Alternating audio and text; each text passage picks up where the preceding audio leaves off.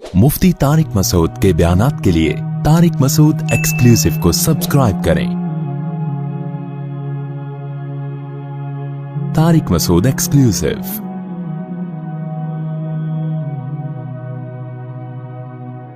अल्लाह ताला फरमाते हैं वक़ाल अल्लज़ीना कफ़रू लिल्लज़ीना आमनू, काफिर लोग ईमान वालों के बारे में कहते हैं लौ काना खैरम मा सबक़ूना इलैहि। ये आयत रट्टा लगा के याद कर लो, बहुत सारे मसाइल इस आयत से हल हो जाते हैं। वो कहते थे लौ काना खैरन, अगर ये इस्लाम कोई खैर की चीज होती, मा सबक़ूना इलैहि, तो ये जो ईमान लाए हैं ना लोग, ये हमसे पहल न करते। क्या मतलब? ईमान जो लाए था उनको क्या कहा जाता था? सहाबा। वही थे ना सहाबा। सहाबा जो ईमान लाए थे, जिनमें हजरत अबू हुरैरा, अब्दुल्ला बिन मसूद, सैयदना अबू बकर, सैयदना उमर, हजरत उस्मान, हजरत अली, अब्दुर्रहमान इब्न औफ, बहुत सारे सहाबा थे। अनस इब्न मालिक, जो मशहूर मशहूर सहाबा हैं, हजरत अबू दरदा। मुशरिकीन को अपने दौलत पे, अपनी सरदारी पे और अपनी जहानत पे बहुत ज्यादा नाज था कि हम ज़हीन लोग हैं, हम कौम के बड़े लोग हैं, और ईमान लाने वाले इब्ने मसूद जैसे, अबू हुरैरा जैसे गरीब और मिस्कीन। तो वो तकब्बुर में कहा करते थे कि अगर इस्लाम कोई खैर की चीज होता तो ये गरीब गुरबा किस्म के लोग थोड़ी पहल करते। खैर की तरफ जो माइंड जाता है वो किसका पहले जाएगा? हमारा माइंड। ये लोग गए हैं, इसका मतलब ये कोई खैर की चीज, जुमला मुकम्मल किया करें भाईजान, कोई खैर की चीज नहीं है। आप क्या मुशरिकीन के इस नजरिए से मुत्तफिक हो? बोलो। 100% नहीं।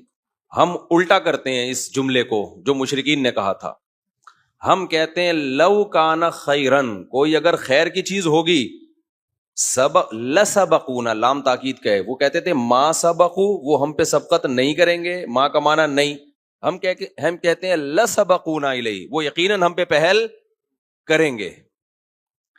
इससे बिदअत का पूरा दरवाजा हमेशा के लिए बंद हो गया। कोई खैर का काम है सहाबा ने नहीं किया, इट मीन्स वो खैर का काम नहीं है। हमारा नजरिया मुशरिकीन वाला नहीं है।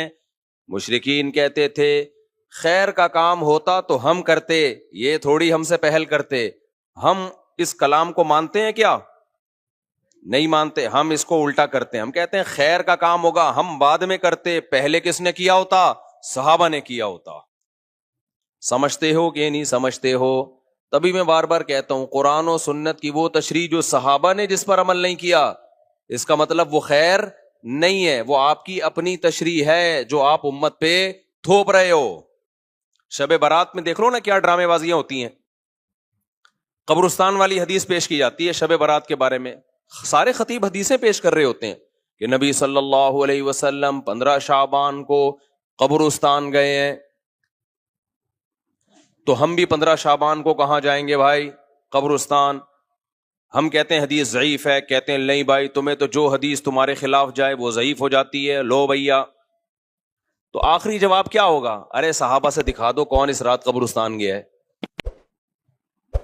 क्यों? अगर शबे बारात को 15 शाबान को कब्रिस्तान जाना खैर का काम होता तो अबू बकर गए होते कि नहीं होते? उमर गए होते कि नहीं होते? उस्मान गए होते? अली गए होते? इब्ने मसूद गए होते? अबू हुरैरा गए होते? जाबिर बिन अब्दुल्ला गए होते? मुआज इब्ने जबल गए होते? सैयदा आयशा गई होती? सैयदा ज़ैनब गई होती? यहां तो जेंट्स भी जा रहे हैं और लेडीज भी जा रही हैं, और जत्थों के जत्थों की शक्ल में जा रहे हैं। इसलिए मेरे भाई ये बिदत वाला काम क्या करो? बोलो ना, छोड़ दो। लौ काना खैरन मा सबक़ूना इलैहि, अजान से पहले अगर इस काम की कोई फजीलत होती जो हमारे यहाँ सलातो वस्सलाम पढ़ा जाता है, बाद में भी पहले भी, तो भाई सहाबा कराम इस काम में हम पे अबे पहल करते, क्योंकि वो लोग खैर पर हमसे बहुत ज्यादा हरीस थे।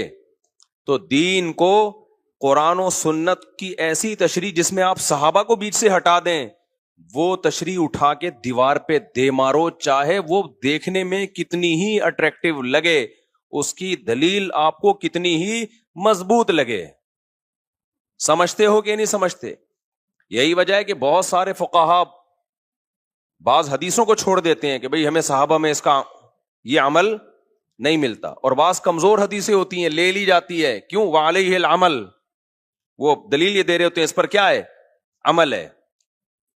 اور ان سب باتوں کی دلیل جیسے قرآن کی آیت ہے, ایک اور حدیث ہے جو میں بار بار بیان میں بتاتا ہوں. آج میرا ٹاپک نہیں ہے تو میں آگے چلوں گا انشاءاللہ یہ اس کو بیان کر کے.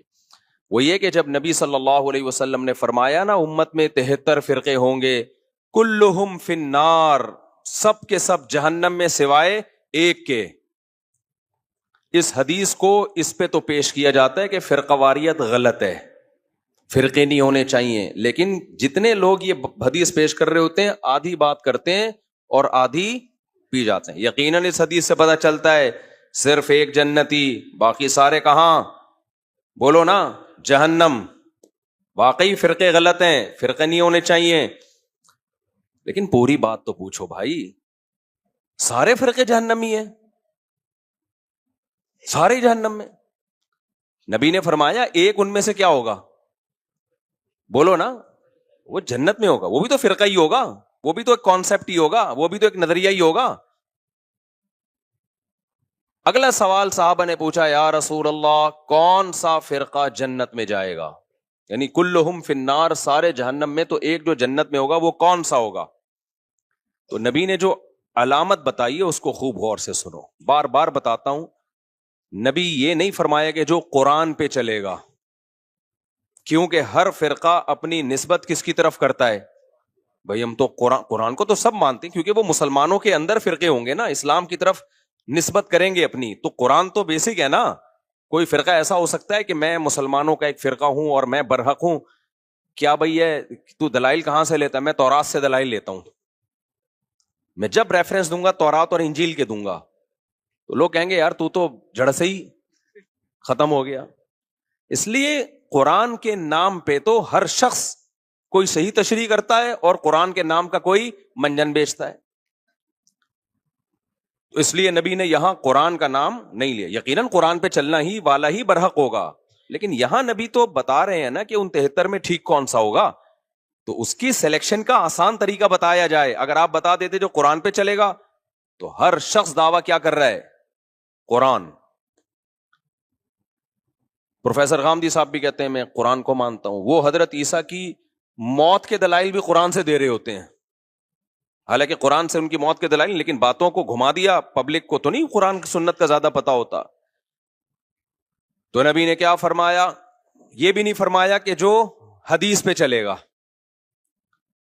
اس لیے کہ بہت سے لوگ اپنی نسبت کہاں کر دیتے ہیں؟ حدیث کی طرف. لیکن حدیث کی وہ ایسی تشریح کر رہے ہوتے ہیں جو صحابہ سے ثابت نہیں ہوتی. اس لیے پوری بات نبی نے فرمائی, ما انا علیہ و اصحابی, جس پر میں ہوں اور میرے صحابہ. میں کا کیا مطلب؟ قرآن پہ تو چلنا ہے, لیکن قرآن پہ اس طرح سے چلنا ہے جیسے میں چلا. قرآن کی کوئی ایسی تفسیر مارکیٹ میں نہ لے آنا جو میرے زمانے میں نہ ملتی ہو, جس پر میرا عمل نہ ہو, اور میرے عمل کی ایسی تفسیر نہ لے آنا جو صحابہ سے ثابت نہ ہو. تبھی تو میں بار بار جو چیلنج کرتا ہوں نا, 3 طلاق ایک نہیں ہوتی, اس پہ بہت سارے اب میرے خلاف کلپ آنے لگے. ابے کسی ایک صحابی سے دکھا دو نا یار جس نے 3 طلاقوں کو ایک کہا ہو, دکھا دو نا آپ. اور حدیث کی کتابوں میں 3 کو 3 کہنے کے فتوے بھرے ہوئے ہیں, اس کا کوئی جواب نہیں دیتا. گھماتے رہتے ہیں ایکچولی یوں کر کے. چھوڑو تم قرآن و سنت کو, تم یہ بتاؤ قرآن و سنت کی وہ تشریح معتبر ہے جو صحابہ کی تھی, یا تمہاری اپنی معتبر ہے؟ تو خیر یہ تو بیچ میں ضمناً ایک مسئلہ آ گیا, لیکن یہ پورا اصول ہے, یاد رکھو. آپ صحابہ کو بیچ سے نکال کے اگر ڈائریکٹ قرآن و سنت پہ چلنے کی کوشش کرو گے, لیبل قرآن و سنت کا ہوگا, لیکن وہ قرآن و سنت کی آپ کی ذاتی تشریح ہوگی جو آپ اٹھا کے امت پہ تھوپ رہے ہوگے. سمجھتے ہو کہ نہیں سمجھتے؟ اور صحابہ کا کسی مسئلے پہ اجماع ہو جائے وہ تو پھر انف, کیونکہ نبی صلی اللہ علیہ وسلم کی صحیح حدیث ہے, سب اس کو مانتے ہیں, لا تجتمع امتی علی ضلالہ, میری امت کبھی گمراہی پہ جمع نہیں ہو سکتی. کسی بھی دور میں نہیں ہو سکتی. یہ کسی زمانے کے ساتھ خاص نہیں ہے. کوئی بھی دور آ گیا نا, امت کسی ایک مسئلے پر ہو گئی, اب حق اس میں منحصر ہے. کیونکہ اگر ہم مان لیں کہ یہ غلط مسئلے پر جمع ہو گئی تو اس کا مطلب امت گمراہ ہے, پوری امت گمراہ, جبکہ پوری امت گمراہ نہیں ہو سکتی. تو اجماع میں سب سے پہلے درجے کا اجماع کس کا ہے؟ صحابہ کا, پھر بعد والے لوگوں کا, پھر بعد والے لوگوں کا. اور اجماع کی بھی دو قسمیں یاد رکھو. ایک اجماع تو وہ ہے کہ بہت سارے صحابہ سے ایک عمل تواتر کے ساتھ. ایک یہ ہے جس کو اجماع سکوتی کہتے ہیں, صحابہ نے کسی نے بھرے مجمع میں ایک عمل کیا اور کسی نے ان پر اعتراض نہیں کیا, یہ بھی اجماع ہے. تو یہ چند اصول اچھی طرح سے سمجھیں. اور یہ آیت یاد رہے گی نا, لو کان خیرا ما سبقونا الیہ.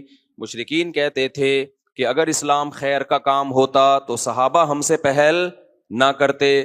ہم کیا کہتے ہیں بھائی, کوئی بھی خیر کا کام ہوگا تو ہم سے پہلے صحابہ نے کیا ہوگا. تبھی ہم کہتے ہیں بھائی مردوں کے ایصال ثواب کے لیے اجتماعی قرآن خوانیاں مت کیا کرو.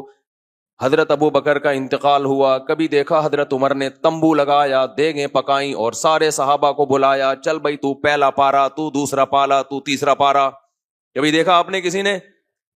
کوئی ضعیف روایت ہے اس بارے میں؟ کوئی دیگوں کے ڈھکن کہیں نہیں ملا ہوگا نا آپ کو. یا اس زمانے میں دیگیں نہیں ہوتی تو کچھ تو ہوتا تھا نا, کسی میں تو کچھ پکتا ہوگا. حضرت علی کی شہادت ہوئی, سیدنا عثمان کی شہادت ہوئی, کوئی برسی ہوئی؟ بولو نا کیا ہو گیا بھائی جان, چپ کیوں بیٹھے ہو؟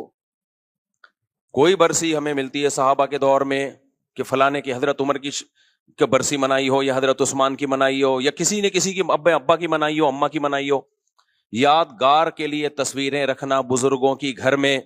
آج لوگوں نے اپنے پیر صاحب کی تصویر لٹکائی بھی ہوتی ہے. سب سے بڑے پیر تو محمد صلی اللہ علیہ وسلم تھے, اور تصویر سازی کا فن اس وقت عروج پر تھا. اس کے باوجود ہمیں نبی کی کوئی تصویر صحابہ سے نہیں ملتی. اس سے پتہ چلتا ہے عقیدت کے لیے گھروں میں تصویر لٹکانا حرام اور ناجائز ہے. نبی نے صحابہ کی ایسی ٹریننگ کی تھی تصویر کے بارے میں, ایسی تربیت کی تھی کہ نبی سے بے پناہ محبت کے باوجود بھی کسی صحابی نے یہ جرات نہیں کی. یہ جتنی تصویریں آتی ہیں نا مسلم ہیروز کی, فرضی ہوتی ہیں, مسلمان کبھی نہیں تصویر بناتے تھے. صرف ایک محمد ابن قاسم ایسا ہے لیڈر جس کی تصویر کے بارے میں مورخین کہتے ہیں اوریجنل تصویر ہے. داڑھی اس کی پوری تھی, لیکن اگر تصویر میں داڑھی کم آ رہی ہے تو غلط ہے. وہ کیوں ہے؟ اس کی وجہ ہم نے کتابوں میں پڑھی ہے. وجہ یہ ہے کہ محمد ابن قاسم جب ہندوستان یہ سندھ کے راستے سے آیا نا, یہاں تو ہندو رہتے تھے, تو اس نے یہاں اتنا انصاف دیا لوگوں کو, اور لوگوں کے ساتھ ایسا اچھا سلوک کیا محمد بن قاسم نے, کیونکہ مسلم فاتح بن کے آیا تھا. یہاں پہلے ہندوؤں کے کوئی بہت ظالم قسم کے لوگ ہوتے تھے, تو ہندوؤں کو اس سے عقیدت ہو گئی, اور ہندوؤں کو جس سے عقیدت ہو نا اس کو بھگوان بنا لیتے ہیں. وہ یہ ہمیشہ سے چلا آ رہا ہے.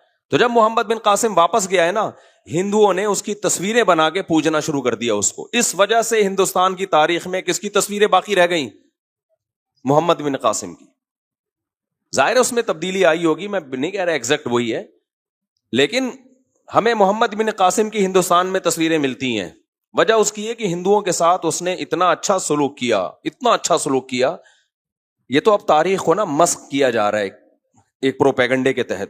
محمد بن قاسم کو ڈاکو بنا کے پیش کیا جا رہا ہے, اور اس کو ظالم بنا کے پیش کیا جا رہا ہے.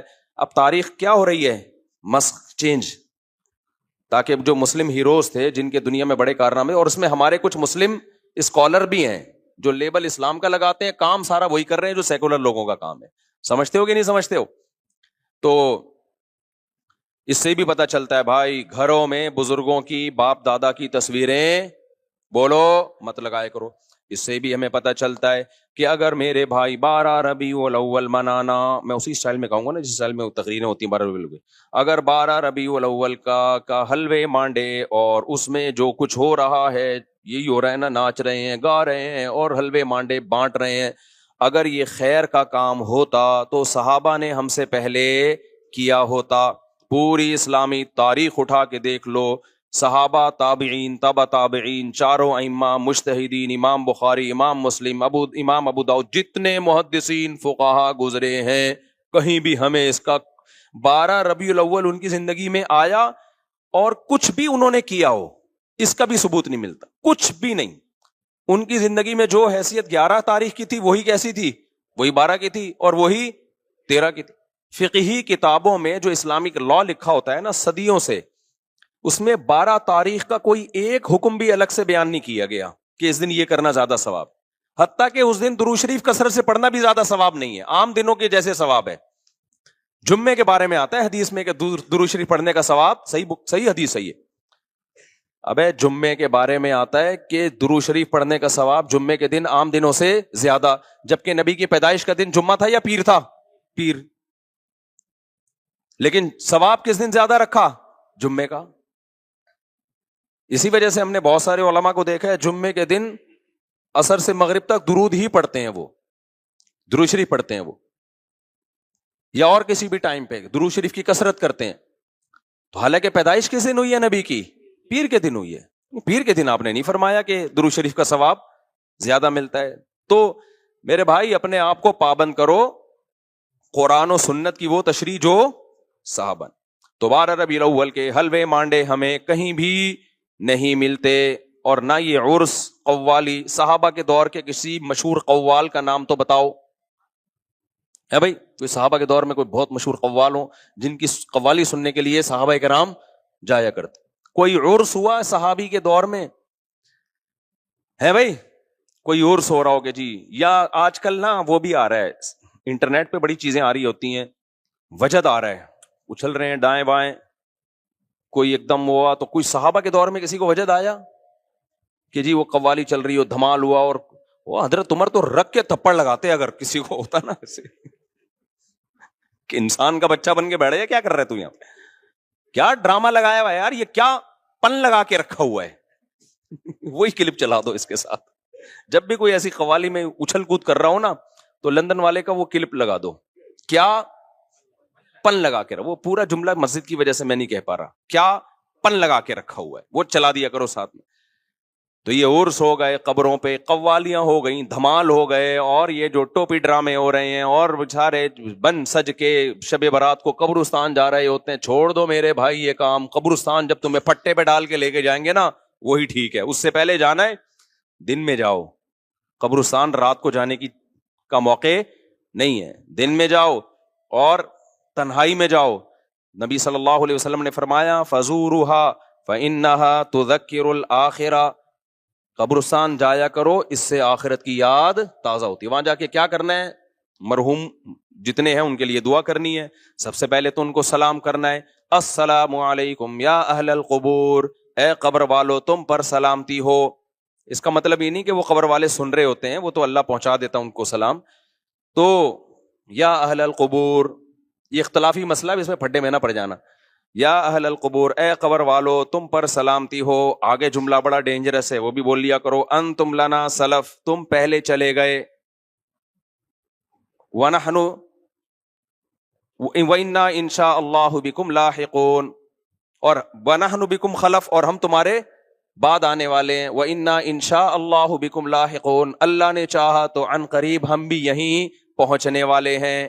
بہت ڈر لگے گا, کب کبانے لگو گے, یہ کیا باتیں کر رہا ہوں میں, لیکن بھائی ایسا تو یہ تو ہوگا. تو اس سے عبرت حاصل ہوتی ہے کہ بھائی ہم نے بھی ایک دن یہاں سے پتلی گلی سے نکلنا ہے.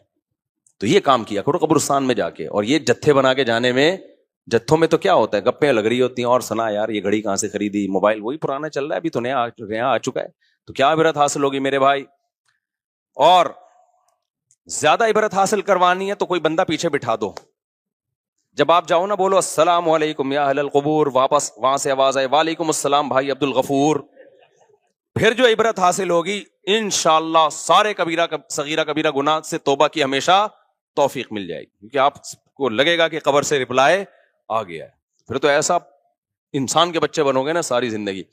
تو خیر یہ آیت یاد رکھیں, جتنی بدعتیں ہیں تو سب اسی میں داخل ہیں. تو چھوڑ دو ان بدعتوں کو میرے بھائی, سیدھا سیدھا صاف ستھرا ملت بیضاء جو اللہ اس کے رسول نے ہمیں دیا ہے, صاف ستھرا دین.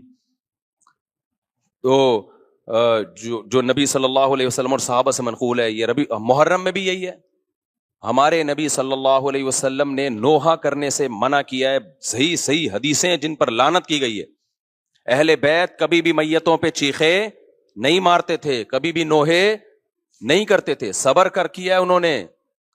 تو ہمیں بھی کیا حکم ہے میرے بھائی, نہ ہم نے برسیاں منانی ہیں اور نہ ہم نے گریبان چاک کرنے ہیں, نہ ہم نے سینوں کو پیٹنا ہے. اور ویسے بھی شہید کا کوئی شہید تو زندہ ہوتا ہے, اور ہم زندہ جاوید کا ماتم نہیں کرتے. سمجھتے ہو کہ نہیں سمجھتے؟ تو ہم نے بھائی صحابہ کو فالو کرنا ہے, ہمارے پاس جو دین چلا آ رہا ہے. اور پھر بار بار کہتا ہوں کسی کے مسلک کو چھیڑو نہیں, اپنے کو چھوڑو نہیں.